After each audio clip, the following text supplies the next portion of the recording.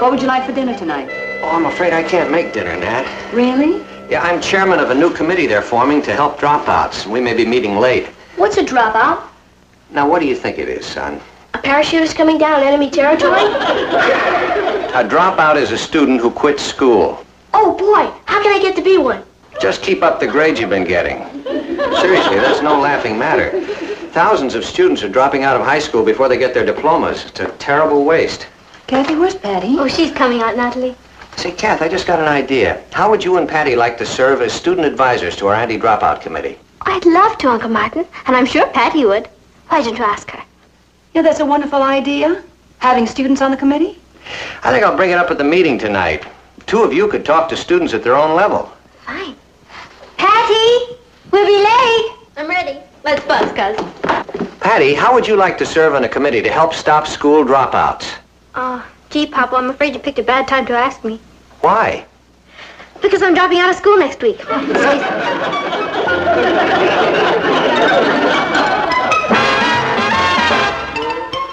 Meet Kathy, who's lived most everywhere, from Zanzibar to Berkeley Square. But Patty's only seen the sights a girl can see from Brooklyn Heights. What a crazy pair! But they're cousins, identical cousins all the way. One pair of matching bouquets, different as night and day. Where Kathy adores a minuet, the ballet russe, and crepe Suzette. Our Patty loves to rock and roll, a hot dog makes her lose control. What a wild duet, still they're cousins, identical cousins, and you find they laugh alike, they walk alike, at times they even talk alike. You can lose your mind when cousins are two of a kind. Hi, Patty. Hi, Rich. I want to talk to you. I want to talk to you, too. Are you still going through with it? You bet I am. It's all set. I'll tell you about it this afternoon. Can you meet me at the shake shop after school? Sure. Hello, Richard. Hi, Kathy. Bye now. Will you stop running for a minute and talk to me? Long to go, so. I've been trying to catch up with you all morning. You can't just announce you're quitting school and then run away. I didn't think everybody'd get so excited about it. Excited? Your mother and father are in a state of shock. I'll explain it all to them when I get home. You're going to explain it to me right now. Later. Now. Patty, I don't understand you. You were looking forward to going to college. We'd planned to go to the same college, share the same dormitory. I know. Well, then what is it? It's old Noodlehead. Who? Richard the Chicken-Hearted. He's dropping out of school next week. Oh, he can't drop out of school. He's going to be a doctor. He changed his mind. He decided he'd rather be a millionaire. He's starting next week. Patty, you've got to stop him. I've tried every argument I can think of, but I can't budge him. So I figured I'd trick him. By quitting school. I'm not quitting school, but I can't let Richard know that. When I tell him I'm dropping out, he'll be so shocked it'll bring him right back to his senses. I see. That's a marvelous idea. I got it from our family motto. If you can't lick 'em, outthink 'em. You want the check? No, I'm waiting for someone, Harry. Bring me another soda. Only this time make it a cherry soda. They say American kids are soft. Oh, and while you're at it, bring me another sandwich. Another cheeseburger on a bun with the Russian dressing, tomatoes, and mustard? No, make it an egg salad on pumpernickel with mayonnaise and hot peppers. With egg salad on pumpernickel with mayonnaise and hot peppers. Right. It's your stomach. What do you mean by that? Nothing. I'll bring it right away. I don't want to make you late for dinner.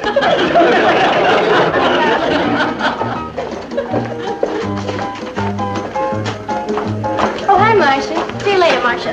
Oh, hi, Patty. How'd you do in the physics exam? Who wants to be a physicist? I didn't do so well either. Richard's over there waiting for you. Old faithful. Long adios. Hi, Rich. Oh, where have you been? I'm on my third soda. Oh, I got tied up. I'm sorry. Oh, what's going on? It's all set. I'm going out Monday and look for a job. Doing what? Oh, anything. Just so I start near the top. That's where the money is. Have you told your father yet? Not yet. He's got a very low boiling point. He's a real screamer. Does your father act like that? No, he's the quiet type. Gets that real hurt look on his face. I'll take the screamer any day. Parents are funny. They keep saying it's your life, but they keep telling you how to live it. But nobody's gonna tell me I have to finish school. No one can force you to get an education. Right. Richard, I've been thinking about what you said about school being a waste of time and who needs it. Yeah? And I've decided to drop out, too. You? Drop out? You're kidding. No, I'm serious. I figured if you're going to drop out, I'm going to drop out. You would do that for me? Patty, that's the most wonderful thing I ever heard of. So I figured if I told him I was dropping out of school, he'd say, I won't let you do it, Patty. No, sir. If you feel that strongly about it, I'm going to continue school. I'm going to go to college and become a doctor. And you told him? Yeah.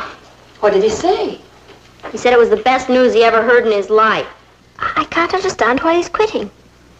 Last week he spent a whole evening talking about how excited he was about being a doctor. Yeah. He said he was going to join the WHO. Who?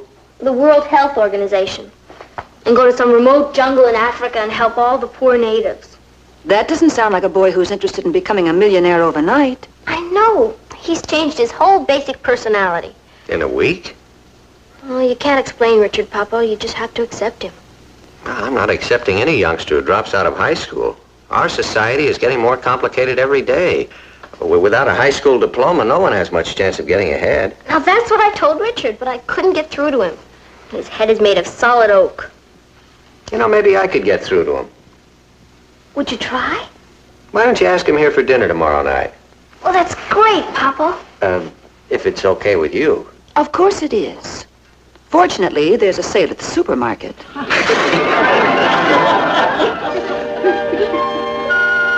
May I have another piece of cake? While you're at it. Oh, certainly, Richard. That makes 4, but who's counting? Papa, guess who I ran into today? Dr. Thayer. Oh? Yeah, he's receiving some kind of a medal for a Doctor of the Year. That's wonderful. His family must be terribly proud when you think of all the people he's helped and lives he's saved.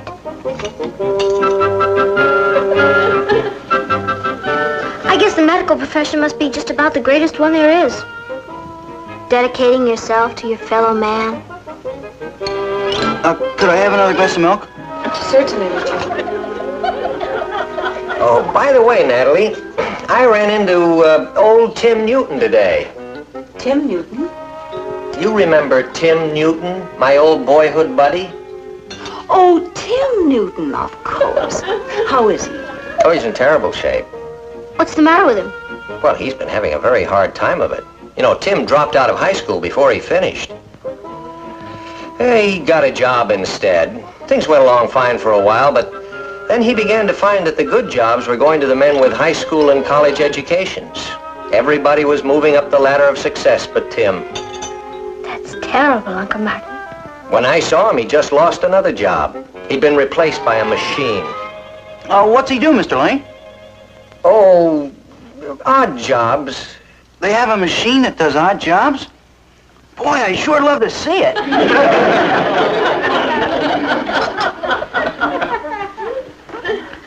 I guess it must be pretty rough getting anywhere without a high school education. Old man Blair dropped out of school, and he's having a pretty tough time of it. That's just what I was saying. What does he do? Nothing. It's my point exactly. He's retired. He made about $20 million, bought a house in Florida, and now he doesn't know what to do with himself all day.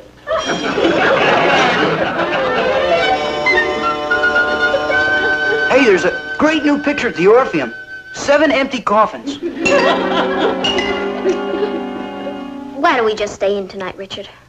That's a good idea. You all go on into the living room. I'll clear the table. Okay. Ross, you can help me. I didn't eat that much. Why don't I give you the money instead? Boss.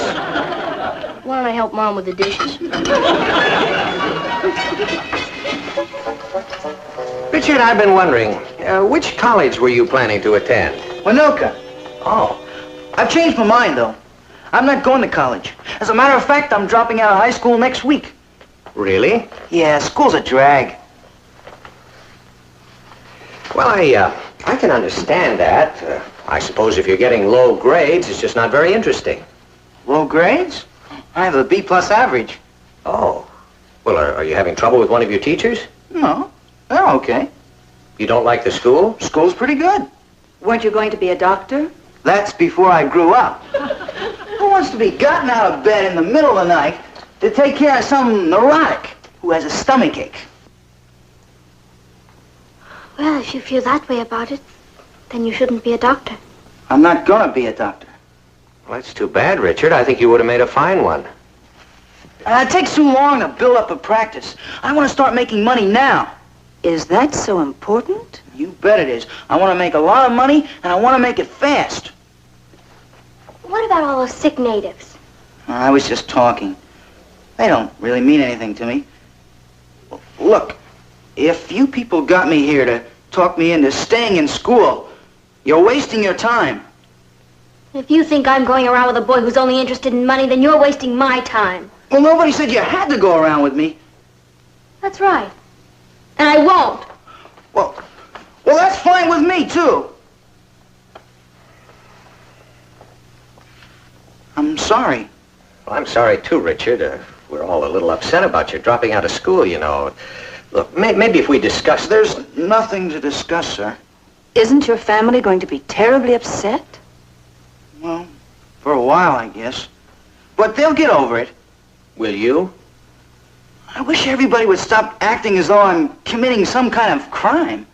Don't you think it's a crime to waste human intelligence? I'll be using my intelligence. Let me ask you another question, Richard. Do you honestly think it's more important to use your intelligence in making money than it is to use it in developing a skill that would help people who badly need your help? I think money is more important. I see. Well, there's nothing more for me to say then, is there? No, sir, I guess not. Will you say goodbye to Patty for me? Of course. I probably won't be seeing you people again. Thanks a lot for the dinner, Mrs. Lane. You're welcome. Well, goodbye, sir.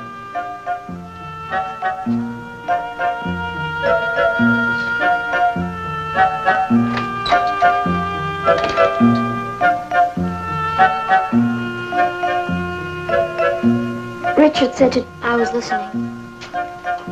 How could I have been so wrong about him?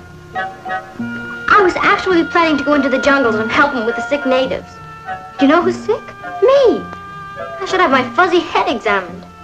Patty, do you think that Richard could have some special reason for needing money that we don't know about? Sure. Greed. Let's just forget it. Richard's father owns a big construction company. There's no excuse for this. I'm just going to see how fast I can forget about Richard.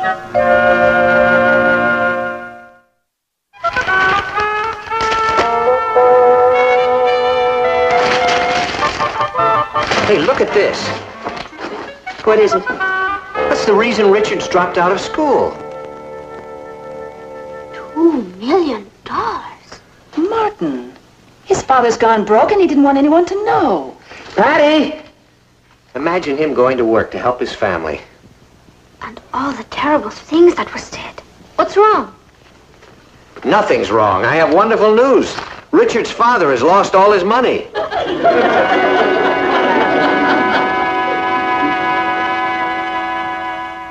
Now that we know the truth, what are we going to do about it? I know what I'm going to do. I'm going over to Richard's house on my hands and knees. Can I watch? The time he needed me most, I walked out on him. You didn't know, Patty? All that talk about how he was interested in money and didn't care about helping people. He's the most generous boy I've ever known.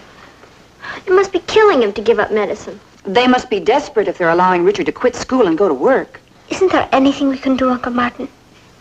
I don't know, Kath. Richard's father's in the construction business. I think he's used to pretty big jobs. At a time like this, I'm sure he'd be grateful for even a small job.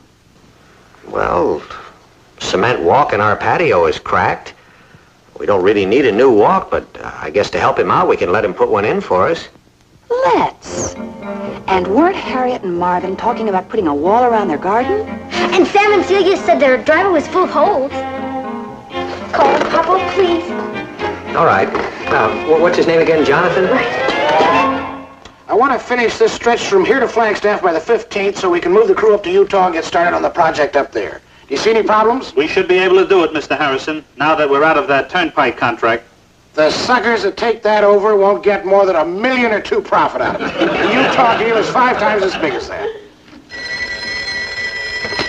Harrison. Hello, Mr. Harrison. This is Martin Lane. Say, listen, I'm sorry to bother you so late, but I need a favor. That's all right. What can I do for you? Well, I have some cracks in my patio walk. Cracks in your patio walk? Yes, now I know you don't usually handle jobs that small, but I wonder if you could come over and take a look at it. He wants me to come over and take a look at the cracks in his patio walk. What for? What for? I'd like you to repair them, as a special favor. He wants me to repair it as a special favor. He must be broke. I'd be glad to come over and take a look at it. Well, I certainly appreciate that, Jonathan. Tell him about Sam and Celia. Oh, and some friends of mine have holes in their driveway. One of his friends has holes in his driveway. He sounds like he has holes in his head. Could be. His daughter goes with my son. Why don't I come over there tomorrow? I'd appreciate that. Invite him to dinner. Now, could we give you dinner? He wants to give me dinner. Ask him what they're having. What do you say we make it after dinner, say about 9? Fine. I'll see you then. Bye. You're going over there? Yes. Poor devil, he and his friends must be pretty hard up to go around asking for charity. That newspaper game must be pretty rough. There. What have you got there? Some fudge for Richard. What has he done wrong now? Ha ha ha. Just for that, you can't come visit us in the jungle. Promise? I bet it really happens. Why not? You can make anything happen if you want it badly enough. Maybe I'll become a nurse so I can help Richard. I can see me now at his side while he's operating. There's an emergency. Calling Dr. Harrison. Dr. Harrison, please.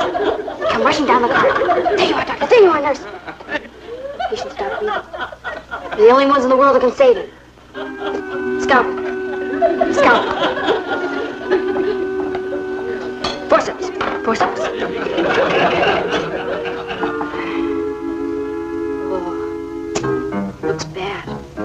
Yes, it does. Good heavens! Do you know what's wrong with this patient? Yes, he has lumps. And he's not the only one. Yes, Mr. Harrison. Come on. And remember, they're a very proud family. No matter what he does, he's doing us a favor. Otherwise, they'd never accept it from us. Good evening, Martin. Hello, Jonathan. I certainly appreciate your taking the time to come over here. That's all right. I figured it must be pretty important to you or you wouldn't have asked me. That's right. Come in. You all know Mr. Harrison. Yes. Hello, Mr. Harrison. Good evening, Mr. Harrison. Hello, everybody.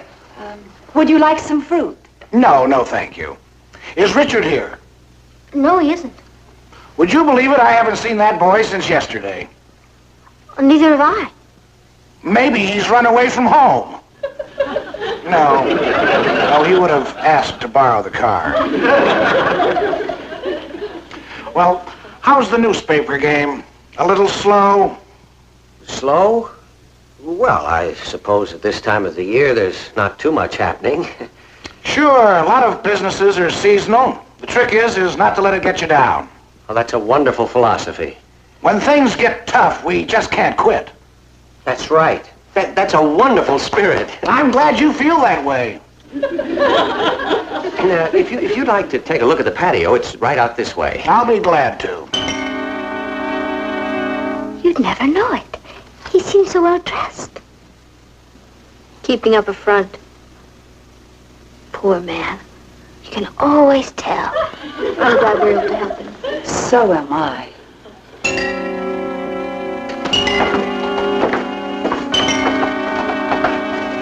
Well, what do you think? Oh, you've got cracks all right. I'll send a man over to repair them. That's really nice of you, Jonathan. Glad to help you out, Martin. Mr. Harrison, as long as you're helping us out, here's a few more jobs we have for you. What's this? Oh, walls, cracking ceilings, walks. This neighborhood's in terrible shape. There are enough jobs to keep you busy for months. I don't do this kind of work. I'm a construction engineer. Oh, we know that. But you see, these people are very good friends of ours, and they would appreciate it if you would help them out by taking on this work. Well, if it would really help you out. Oh, it will. Well, then I'll send a crew over tomorrow. That's really a load off my mind, Jonathan. It's a load off my mind, too. Now Richard won't have to quit school. What did you say? I said, now Richard won't have to... Uh-oh. He hasn't told you yet. Richard's quitting school. Well, he was thinking about it. He never said a word to me. He's a very proud boy. If he has any problems, why doesn't he come to me? I'm a warm, understanding father. What would you have done if he told you? I'd have killed him. Why would he do a crazy thing like this, dropping out of school? Well, he was trying to help you. Help me what? Well, when Richard heard you lost all your money, the first thing he did was go out and get a job. Lost all what money? The $2 million in the paper, I suppose. In what paper? I didn't even notice it. All my small losses go through one of my holding companies. You mean you're not broke? Me? Broke? I'm too rich to go broke. Why would Richard think you lost your money? Because I have a big mouth, Mrs. Lane. Richard is always asking for something. A new car, a bigger motor. Why don't I buy a yacht? It's crazy with these kids today. In our day, give us a top and a string and we have a good time. The other night, Richard asked me to increase his allowance. No, he didn't say increase it, he said double it. Just then the phone rings and it's my superintendent. And he tells me that we're losing, how much was it? $2 million. $2 million on this little turnpike job. So I turned to Richard and I said, there you are. I've lost $2 million and I'm wiped out, and you're asking for a bigger allowance. It was a joke. Oh, he'll never make a businessman. On that tax loss alone, I'll make money. Mr. Harrison, I don't think Richard wants to be a businessman. He wants to be a doctor. And he was willing to give all that up when he thought you were in trouble. Well, that crazy kid never said a word to me. When I get home, Yes? I'll give him enough money to buy his own hospital.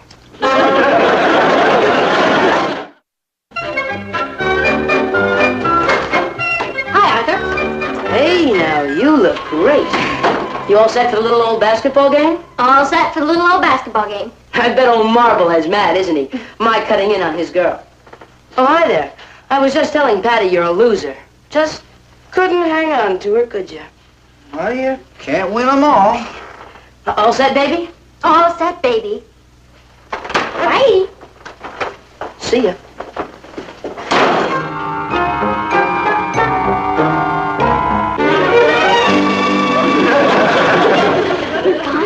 Yeah. Let's get moving. 7 empty coffins goes on in 10 minutes. Okay. Poor Kathy. Remind me to do something extra special nice for her tomorrow.